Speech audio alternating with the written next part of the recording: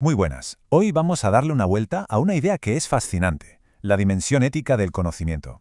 Vamos a ver cómo la tecnología, en vez de caer en los mismos errores de siempre, puede aprender del pasado para observar el mundo, para observar la naturaleza sin tener que perturbarla. Y para meternos de lleno en esto, empecemos con una pregunta que es la base de todo. ¿Puede el propio acto de conocer hacer daño? Porque si miramos atrás, la búsqueda de la verdad científica a veces ha tenido un coste altísimo. Un coste que, hoy consideraríamos inaceptable. Y esta imagen lo ilustra de una forma brillante. A la izquierda, el método de Pavlov, invasivo, estresante, quirúrgico. Y a la derecha, una alternativa totalmente distinta, la observación, paciente, respetuosa, que nos puede revelar exactamente los mismos principios sin causar ni una pizca de sufrimiento. Son, en el fondo, dos caminos para llegar al mismo sitio. A ver, el experimento de Pavlov es un pilar de la psicología, eso nadie lo duda. Él quería entender cómo asociamos estímulos. Pero el método era brutal. Hablamos de cirugías, de inmovilizaciones forzadas. Pavlov demostró un principio universal, sí, pero lo hizo torturando a los sujetos que estudiaba. El conocimiento era correcto, de acuerdo, pero el método, visto desde hoy, nos parece simplemente atroz. Pero, y aquí está la clave de todo, es que no necesitamos repetir ese sufrimiento para entender el principio. Pensemos en algo súper cotidiano. Un perro durmiendo profundamente en el sofá. De repente, el simple sonido del plástico de un envoltorio lo despierta al instante. No es por el hambre, es porque su memoria asocia ese ruidito con comida. Es exactamente el perro de Pavlov, pero observado desde la comodidad de casa, sin un solo bisturí. Venga, pues ahora vamos a trasladar esa analogía al mundo de hoy. Podríamos pensar que la ciencia ha aprendido la lección, pero la tecnología, en su afán por conseguir más y más datos, a veces cae en una trampa muy parecida, convirtiéndose en una especie de Pavlov digital. Esta cita es que es potentísima. El bisturí de Pavlov era algo visible, físico. La herramienta de hoy es invisible, la radiofrecuencia.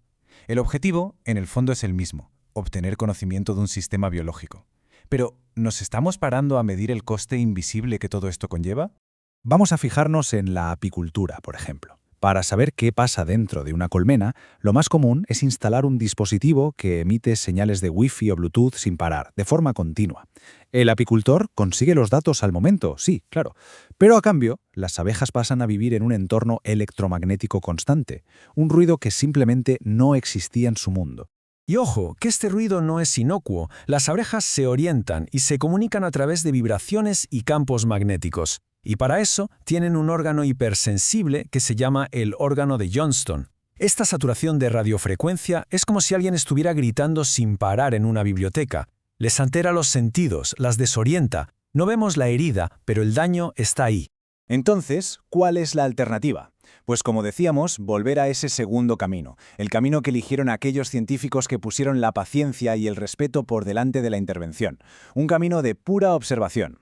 Lo que es realmente interesante aquí es que nos muestra que siempre ha habido una elección.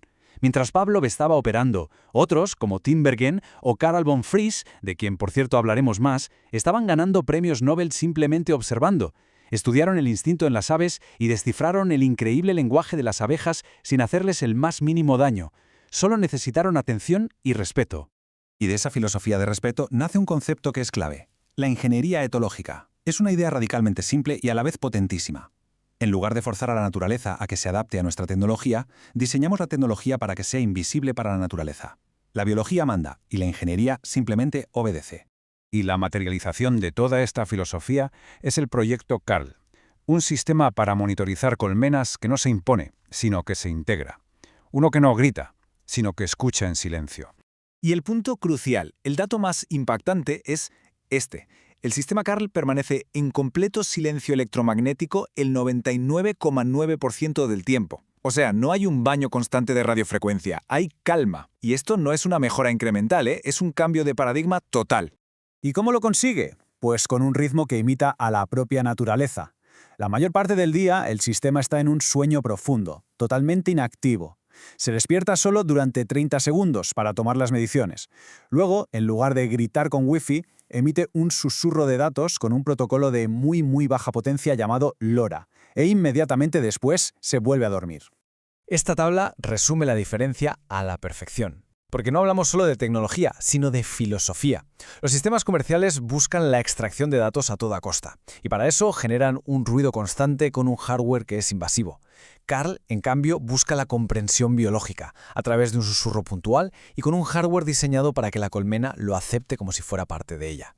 Y esto nos lleva a la conclusión final de todo este análisis.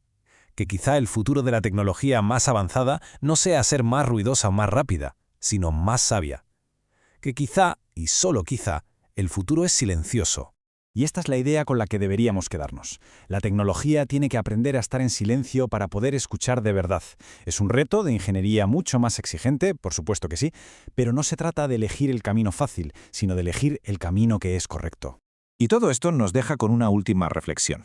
Hemos estado hablando de abejas, pero es que este principio va mucho más allá.